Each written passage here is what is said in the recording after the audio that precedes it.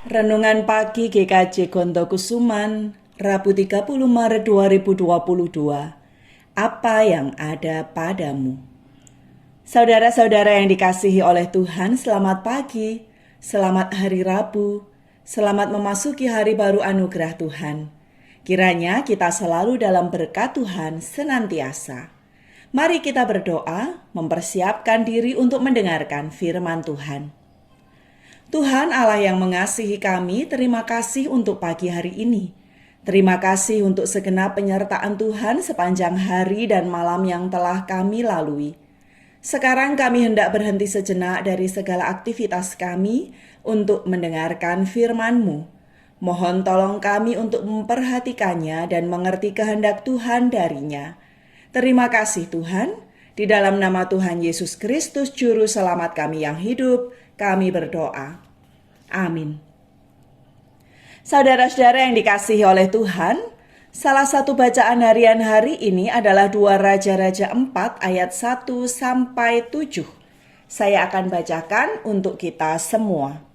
2 Raja-Raja 4 ayat 1 sampai 7.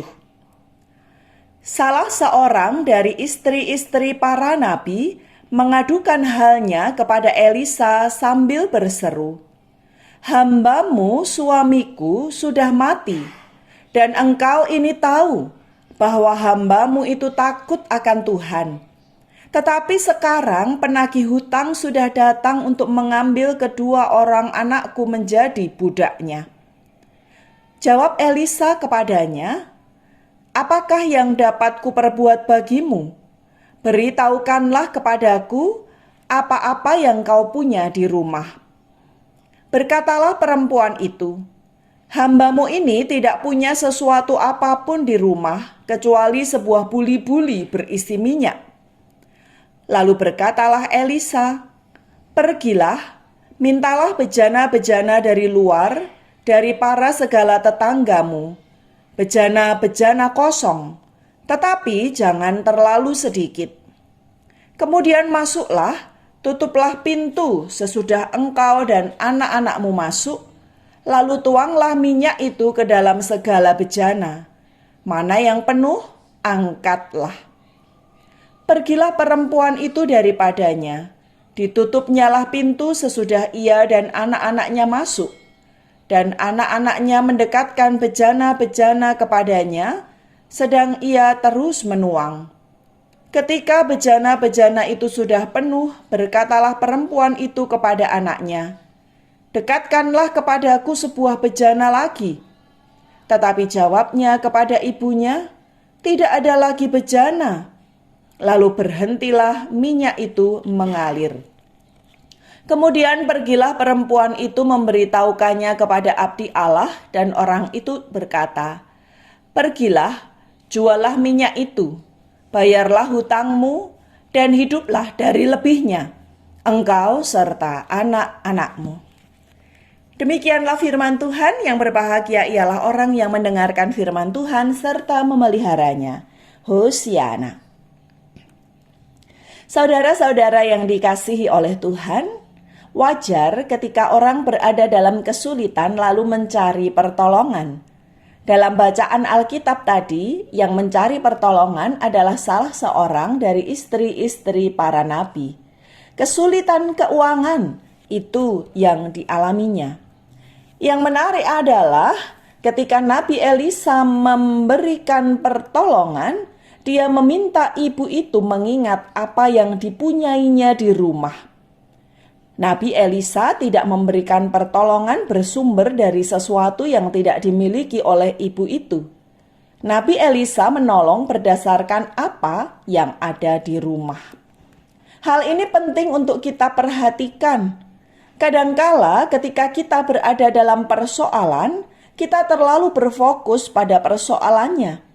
Kalau tidak, kita terlalu berfokus pada apa yang orang lain bisa lakukan untuk kita.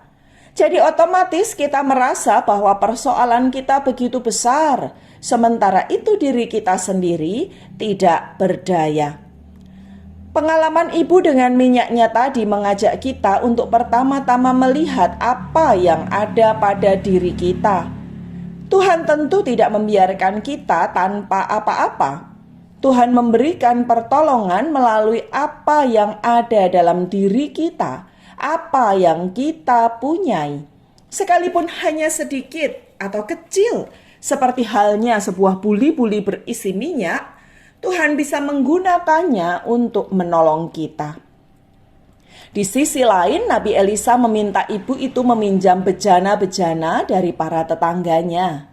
Hal ini menjadi gambaran bahwa bisa saja kita menerima bantuan dari orang-orang di sekitar kita. Namun pertama-tama tetap kita harus melihat apa yang ada dalam diri kita. Tuhan menciptakan kita sungguh amat baik. Dengan demikian, Tuhan tentu memberi kita daya kekuatan untuk menjalani hidup ini. Lihat apa yang ada pada diri kita. Semua itu sudah diletakkan oleh Tuhan untuk kehidupan kita. Gunakan dan optimalkan semua potensi dan barang milik kita untuk menyelesaikan persoalan hidup, menggapai cita-cita atau menuntaskan suatu tugas. Melalui apa yang ada pada kita, Tuhan menolong dan memberkati. Selanjutnya, baru orang-orang di sekitar kita bisa membantu dengan apa yang ada pada diri mereka. Percayalah bahwa Tuhan tidak menelantarkan kita. Tuhan berkarya melalui apa yang ada pada kita. Amin. Mari kita berdoa. Tuhan Allah yang mengasihi kami, terima kasih atas firman yang telah kami terima. Terima kasih karena pengalaman Ibu dalam firman tadi mengingatkan kepada kami akan apa yang ada pada diri kami. Semua itu adalah karunia Tuhan yang bisa kami gunakan untuk menjalani hidup, menggapai cita-cita, menyelesaikan persoalan atau menuntaskan tugas kami. Mohon tolong kami percaya bahwa Engkau tidak pernah membuat kami tidak berdaya, melainkan Engkau selalu memberi kami daya untuk melalui berbagai hal dalam hidup. Bukan karena diri kami sendiri, melainkan karena Engkau memberikannya. Terima kasih Tuhan, di dalam nama Tuhan Yesus Kristus, Juru Selamat kami yang hidup, kami berdoa. Amin.